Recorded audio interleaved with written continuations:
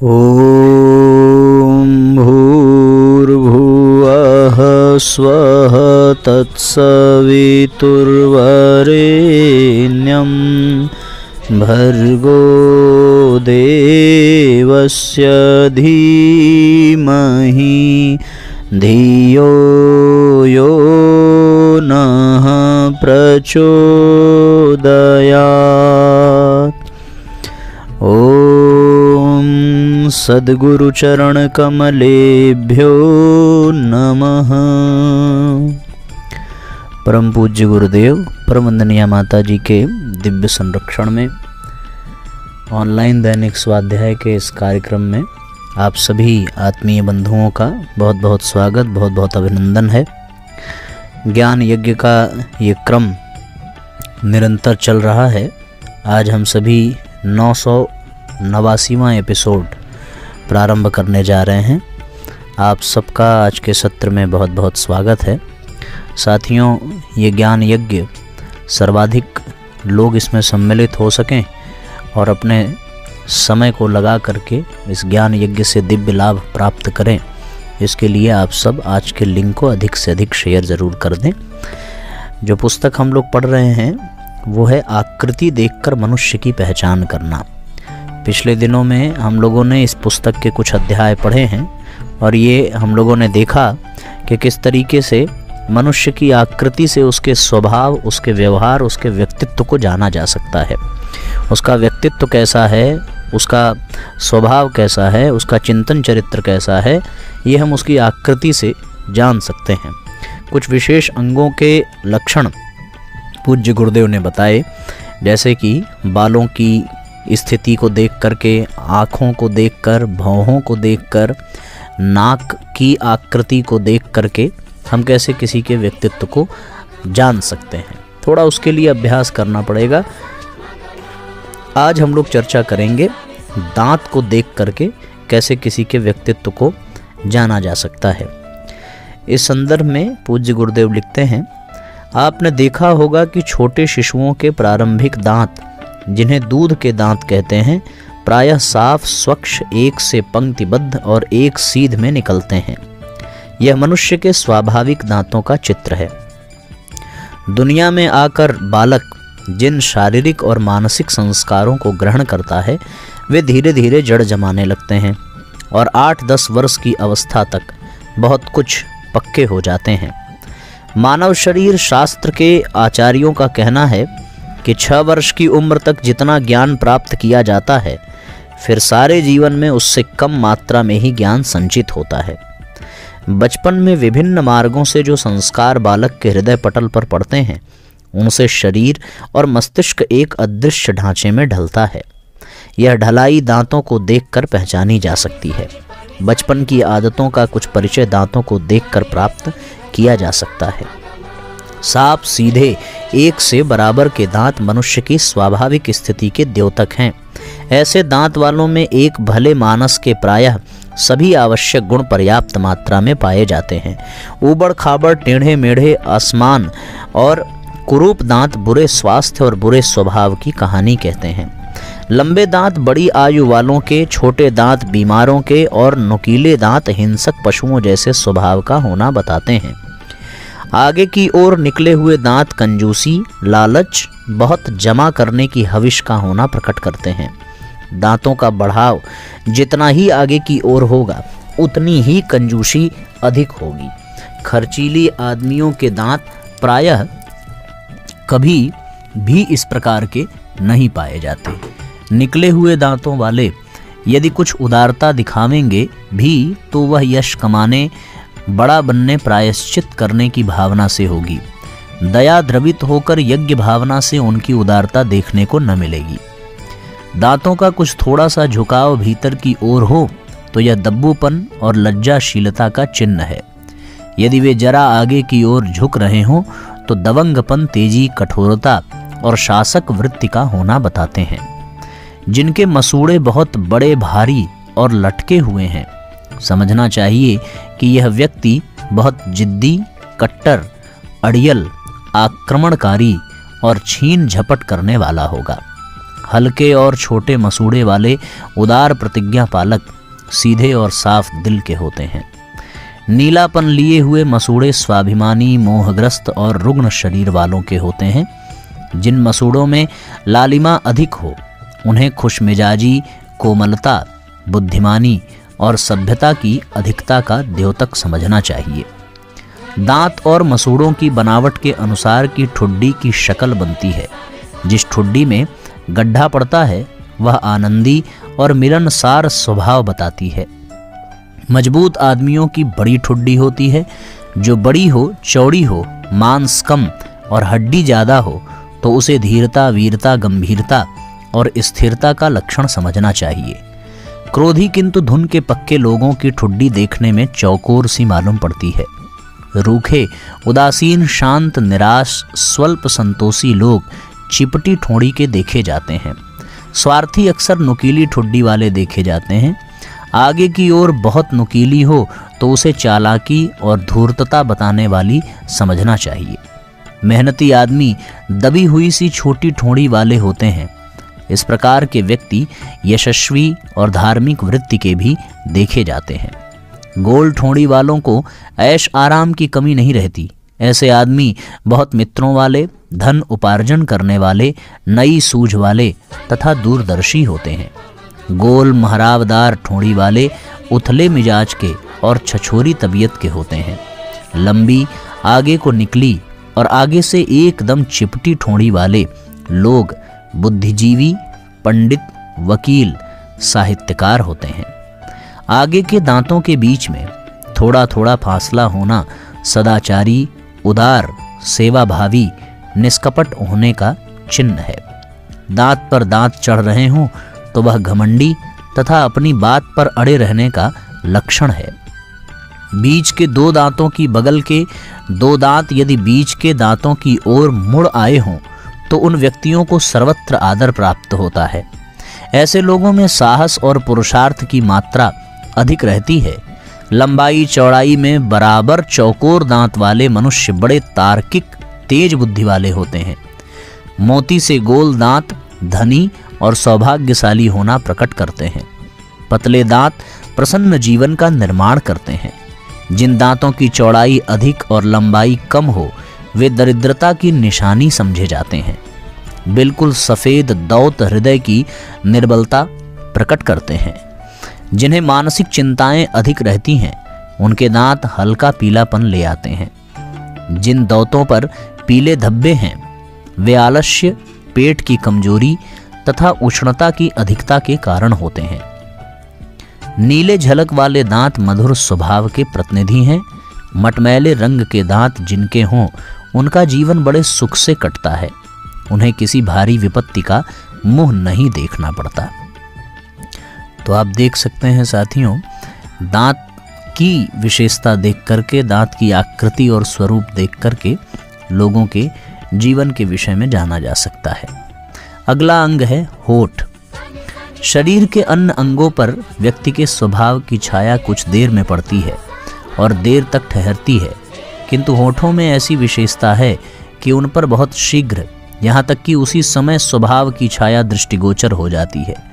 रूठे हुए, संतुष्ट, आनंदित, विपत्तिग्रस्त, मनमौजी आदि मनोभावनाएं होठों पर प्रत्यक्ष रूप से दिखाई पड़ती है। जैसे ही यह भावनाएं बदलती हैं और उनके स्थान पर दूसरी परिस्थिति आती है, वैसे ही होठों का रंग ढंग भी बदल जाता है। मध्यम वृत्ति के होठों वाला मुंह अच्छा समझा जाता है। बहुत बड़े, बहुत छोटे, बहुत मोटे, बहुत पतले, ये सभी बुराई प्रदर्शित करते हैं। जो होठ भली प्रकार बंद नहीं होते, कुछ खुले रहते हैं, उनसे मनुष्य की नासमझी, बकवादीपन, अदूरदर्शिता तथा चरित्र की कमजोरी प्रकट होती है। मोटे होठ बताते हैं कि इंद्रिय सुखों की को भोगने की लालसा इसे प्रबल रूप से सताया करती है। मोटे होठ वाले का यदि निचला होठ ऊपर से कुछ बढ़ा हुआ हो तो स्वादिष्ट भोजनों की विशेष इच्छा, दयालुता, कोमल हृदय तथा अनिश्चित स्वभाव का द्योतक है। मोटे होठ यदि किवाड़ों की तरह बिल्कुल भिड़कर बंद होते हों तो हिम्मत, मौकार परस्ती और चतुरता जाहिर करते हैं। ऐसे लोग मुस्तकिल मिजाज होते हैं। एक बार जिस बात पर विश्वास कर लें फिर उसे बदलने उनके लिए बहुत मुश्किल हो जाता है। किसी के समझाने बुझाने का उन पर कोई अधिक प्रभाव नहीं पड़ता। पतले होठ यदि खूब भिड़ कर बैठते हों तो कंजूसी, रूखापन, तोता चश्म, खुदमर गर्जी तथा शोषक वृत्ति की सूचना देते हैं। ऐसे लोगों को प्रसन्न रहते हुए न पाया जाएगा। व्यापार के मामले में वे दृढ़ होते हैं तो भी अन्य बातों में उनका इत्मीनान करना कठिन है। नीचे के होठों से ऊपर का यदि बड़ा हो, कुछ आगे लटकता हो, समझना चाहिए कि वह शुद्ध चरित्र, भला मानस, परोपकारी, विनम्र, लज्जाशील तथा झेंपू होगा। उसके बहुत ही थोड़े मित्र होंगे, जो होंगे वह भी आधे मन के। यदि पतले होठों में ऊपर का बड़ा हो तो चिंता, उदासीनता, घबराहट से ग्रसित, सदा अपना दुखड़ा रोने वाला तथा अनिष्टों की कल्पना करके सदा डरता रहने वाला होगा। पतले होठों में नीचे का होठ यदि बड़ा हो तो विद्वत्ता परख, हंसोड़पन, साथ ही अभिमान तथा दूसरों की निंदा करने का स्वभाव पाया जाएगा। नीचे के होठ का अंतिम सिरा यदि जरा सा मुड़ रहा हो तो उससे फैशन परस्ती, प्रतिभा, चतुरता, दार्शनिकता झलकती है। ऐसे लोगों का यश दूर दूर तक फैलता है। मुंह की दोनों बगलें यदि भीतर की धंसी हुई हों तो प्रसन्नता, मजाक, पसंदगी, प्रेम तथा मधुर भाषण प्रकट करती हैं। यदि ऊपर की ओर उभरी हुई हों तो गंभीरता, आदर भाव, संतोष तथा मिलनसारी का होना बताती हैं। एक होठ के गड्ढे में दूसरे होठ के फुलाव की झड़ मिलकर दोनों होठ फिट बैठते हों तो ऐसे व्यक्ति सच बोलने वाले, प्रेमी, विश्वास पात्र होते हैं। परंतु ऐसे लोगों के सामने कोई गुप्त बात प्रकट न करनी चाहिए, क्योंकि उनके पेट में गुप्त भेद छिपाए रहने को जगह नहीं होती। नीले होठ वाले क्रोध अधिक करते हैं। फीके होठ परिश्रमी मनुष्यों के होते हैं। लाल होठ चतुर, विद्वान और धनियों के होते हैं। जिनका चित्त प्रसन्न रहता है उनके होठ गीले रहते हैं। बीमार और दुखियों के होठ शुष्क देखे जाते हैं। उच्च अंतःकरण के महापुरुषों के होठ अक्सर फटे, चिथड़े और खुरखुरे देखे जाते हैं। होठ के बीच की चोंच यदि अधिक फूली हुई हो तो वह मस्तिष्क की कमजोरी प्रकट करती है। यदि ऊपर के होठों पर छोटी छोटी रेखाएं हों तो अल्प दीर्घ जीवन का चिन्ह है। नीचे के होठ पर छोटी छोटी रेखाएं मनुष्य को घर से बाहर अधिक रहने के लिए विवश करती हैं। जिनका मुंह बहुत थोड़ा फटा हुआ हो वह गुणी, कलाकार, मोहक स्वभाव का होता है। मध्यम चौड़ाई का जिनका मुंह हो वे व्यापार कुशल और अपने मतलब में चौकस होते हैं। जिनका मुंह कुत्ते की मुंह की तरह गालों तक फटा हुआ हो, बातर करने में मगर का सा मुंह फट जाता हो, तो ऐसे मनुष्य मूर्ख, निर्धन होते हैं और अक्सर दूसरों द्वारा सताए जाते हैं। अब आइए हम सभी यहाँ पर ओठों की स्थिति को देख चुके हैं और ओठों के साथ साथ दांत की स्थिति को हम लोगों ने देखा। अगला बिंदु है गर्दन का। गर्दन के विषय में पूज्य गुरुदेव लिखते हैं, बहुत मोटी गर्दन वाले हाथी, मेढ़ा, सूअर आदि जानवर अपने चारों ओर नहीं देख सकते, क्योंकि बहुत मोटी गर्दन को मोड़कर इधर उधर देखना कठिन होता है। इसलिए इस प्रकार के जानवर सिर्फ आगे की ही चीजें देखते हैं, उन्हें पीछे की ओर अगल बगल की चीजें दिखाई नहीं पड़ती। यही स्वभाव मोटी गर्दन वाले मनुष्यों में पाया जाता है। वे आज की अब की बात पर तो विचार करना चाहते हैं, पर पीछे की बातों की उपेक्षा करते रहते हैं। ऐसे लोगों को मूर्ख भी कह सकते हैं। पतली गर्दन वाले अक्सर चतुर, बुद्धिमान और आगा पीछा सोचकर काम करने वाले होते हैं। बहुत गंभीर विषयों पर विचार करने वालों की गर्दन आगे की ओर टेढ़ी हो जाती है, जिसमें सिर कुछ झुका हुआ सा रहा करता है। किसी भारी चिंता तथा सोच विचार में पड़े हुए लोगों की गर्दन एक तरफ को ढुलकी हुई सी रहती है। घमंडियों की गर्दन तनी हुई, बहादुरों की अकड़ी हुई और हंसोड़ों की जरा पीछे की ओर झुकी रहती है। लंबी गर्दन वाले पशु पक्षियों पर दृष्टिपात कीजिए। जिराफ, कंगारू, ऊंट, हिरन, सारस, बतख आदि दब्बू, डरपोक, दूसरों के शिकार भागने वाले दुबले पतले होते हैं, उनमें कुछ बौद्धिक विशेषता भी नहीं पाई जाती। यही बातें लंबी गर्दन के मनुष्यों में देखी जाती हैं। मजबूत, भरी हुई, गोल, मझोली गर्दन वाले मनुष्य भारी भरकम, गंभीर तथा तेजस्वी होते हैं। जिसकी लंबाई बहुत छोटी हो, सिर कंधों के बिल्कुल पास हो, ऐसे मनुष्य खोटे, दुर्व्यसनी तथा ओछी तबीयत के देखे जाते हैं। जिसमें नसें और हड्डियां चमक रही हैं, ऐसी गर्दन वाले बीमारियों से ग्रस्त होते हैं। आए दिन उनके शरीर में कुछ न कुछ व्यथा खड़ी रहती है। गोल भरी हुई गर्दन उत्तम स्वास्थ्य का चिन्ह है। जिस गर्दन में जहां तहां मांस झूल रहा हो, वह बहुसंतान होना सूचित करती है। गले की हड्डियां यदि गर्दन में से बाहर दिखाई दे रही हों, तो यह जननेंद्रिय में दोष होने का कारण होती हैं। जिनकी गर्दन पर नसें अधिक उभर रही हों, उस पर बार बार रोगों का आक्रमण होता रहता है। चपटी गर्दन अनिश्चित स्वभाव के मनुष्यों की होती है।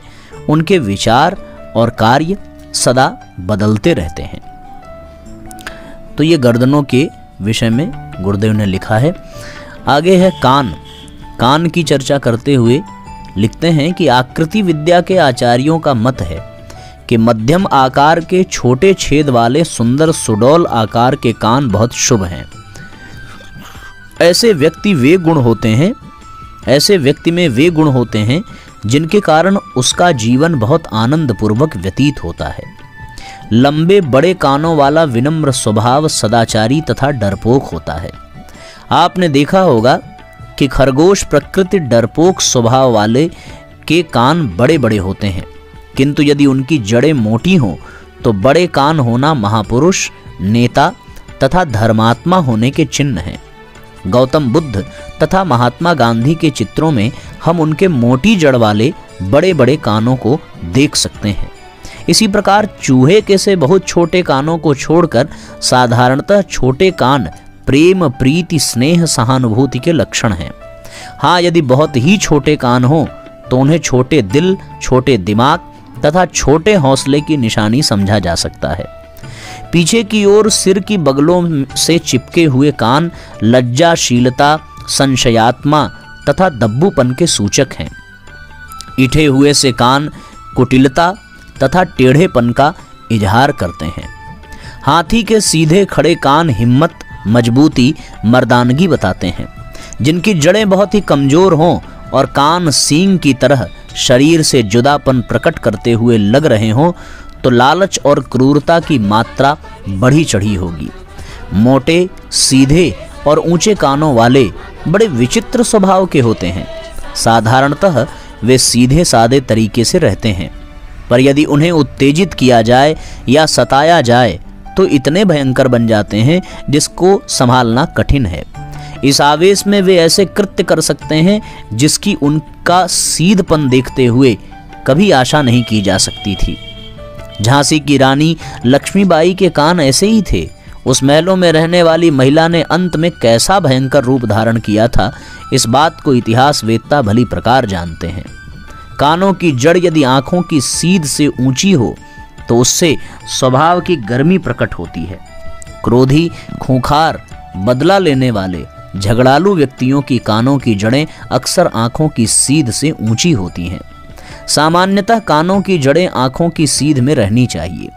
मध्यम श्रेणी के सद्गृहस्थ इसी प्रकार के होते हैं, किंतु यदि कान की जड़ का ऊपरी भाग आंख के ऊपरी भाग से कुछ नीचा हो तो वह उत्तम स्वभाव, स्वस्थ शरीर और अच्छा मस्तिष्क होने का प्रमाण है। शंख के से कान वाला समाज में प्रतिष्ठा प्राप्त अगुआ होता है। जिसके कानों पर बड़े बड़े बाल हों वह बड़ी उम्र वाला होता है। छोटे मांस रहित पतले कान वाला मनुष्य हेटे काम करने वाला होता है और दुख दरिद्रता की जिंदगी बिताता है। बहुत नसों की भरमार जिसके कानों में चमक रही हो वह दुष्ट स्वभाव और क्रूर कर्मी होता है। सिंघाड़े की तरह जिसका कान सिकुड़ कर कुकड़ी बन रहा हो ऐसा व्यक्ति प्रायः अविश्वासी और दरिद्री होता है। पहलवानों पर यह बात लागू नहीं होती क्योंकि वे लोग कुश्ती लड़ने के लिहाज से अपने आप मरोड़ मरोड़ कर कानों को इस प्रकार का बना लेते हैं। आंखों से दूर फासले पर जिनके कान होते हैं उनकी योग्यता एवं विचार शक्ति बढ़ी चढ़ी पाई जाती है। जिनके कान कनपटी के समीप हों वे उदासीन वैरागी स्वभाव के होते हैं। कामों में उनका मन कम लगता है और एकांत सेवन की इच्छा किया करते हैं। कान की परीक्षा करते समय अभ्यासियों को यह मोटी बातें याद रखनी चाहिए कि छोटे पतले हल्के कान ज्ञान विद्या बुद्धि कोमलता तथा नम्रता के सूचक हैं। मध्यम श्रेणी के कान स्वस्थता तथा आनंद प्रियता के चिन्ह हैं। मध्यम श्रेणी के कान स्वस्थता तथा आनंद प्रियता के चिन्ह हैं और बड़े झंझड़ लाल और कठफूला से कान कुछ विशेष अपवादों को छोड़कर मोटे स्थूल और हल्के दर्जे के स्वभाव के लक्षण हैं। कानों के छेद पतले होना बहुत शुभ है। ऐसे मनुष्य जहाँ रहते हैं वहाँ सदा आनंद मंगल बना रहता है।